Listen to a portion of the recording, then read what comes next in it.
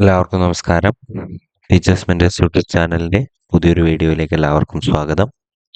ഇന്ന് നമ്മൾ 4ാം ക്ലാസ്സിലെ ഇംഗ്ലീഷിലെ യൂണിറ്റ് 4 ഡിലൈറ്റ്ഫുൾ ബൈറ്റ്സ് എന്നുള്ള ഭാഗത്തെ ആക്ടിവിറ്റി 1ഉമായിട്ടാണ് വന്നിരിക്കുന്നത്.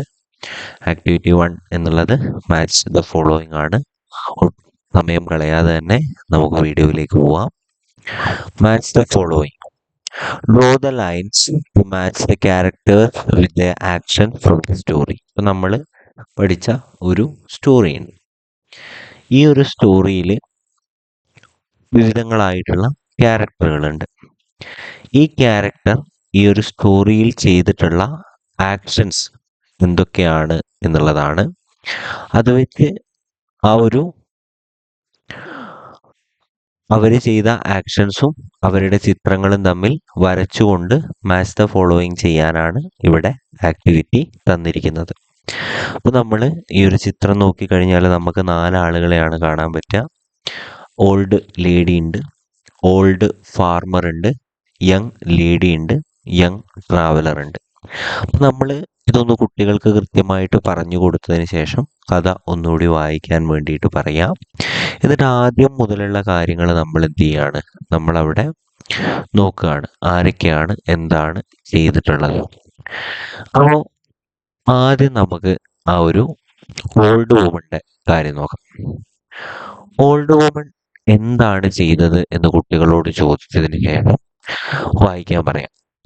Added carrot. ക്യാരറ്റ് ആഡ് ചെയ്തിട്ടുണ്ടോ ഓൾഡ് വുമൺ? ഇല്ല. Put a stone into the pot. ആ ഒരു കലത്തിലേക്ക് സ്റ്റോൺ ഇട്ടത് ഓൾഡ് വുമൺ ആയിരുന്നോ? അല്ല. ബ്രോട്ട് ചിക്കൻ കൊണ്ടുവന്നത് ഓൾഡ് വുമൺ ആയിരുന്നോ? അല്ല. Put the pot on the fire. അത് ചെയ്തത് ആരായിരുന്നു? ആ ഒരു യങ് ട്രാവലറുടെ നിർദ്ദേശപ്രകാരം അത് ചെയ്തിട്ടുള്ളത് നമ്മുടെ ഓൾഡ് വുമൺ ആയിരുന്നു.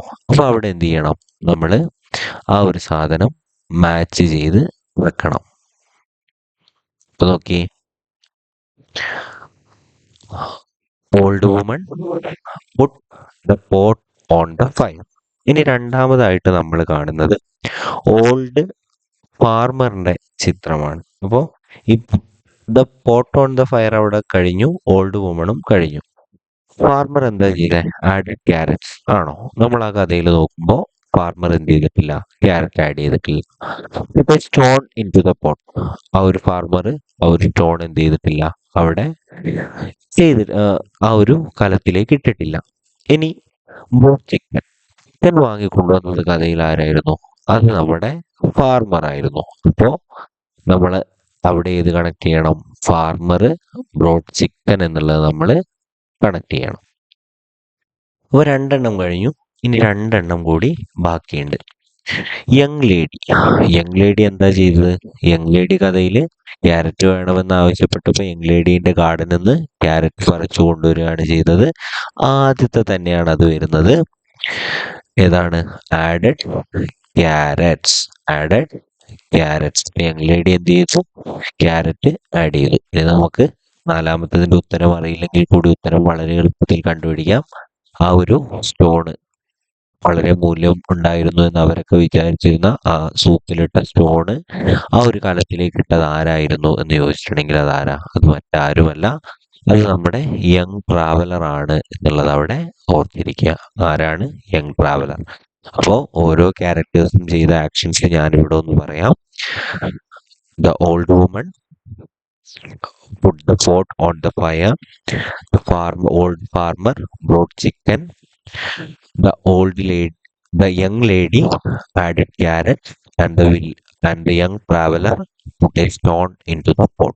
ഇത്രയും കാര്യങ്ങളാണ് അവിടെ നമുക്ക് പ്രധാനമായിട്ടും പറയുവാനുള്ളത്. ഇത് നമ്മൾ 4ാം ക്ലാസ്സിൽ ചെയ്യുന്ന ഫസ്റ്റ് വീഡിയോ ആണ്. വീഡിയോ ഇഷ്ടമാവുന്നുണ്ട്, വീഡിയോ ഉപകാരപ്രദമാവുന്നുണ്ടെങ്കിൽ അത് നിങ്ങളുടെ ലൈക്കിലൂടെയും സബ്സ്ക്രിപ്ഷനിലൂടെയും അറിയിക്കുക. കൂടുതൽ ആക്ടിവിറ്റീസ് നമുക്ക് ഓരോ ദിവസവും ചെയ്യാം. അടുത്ത ഒരു വീഡിയോയുമായിട്ട് വരുന്നത് വരെ thank you and have A nice day.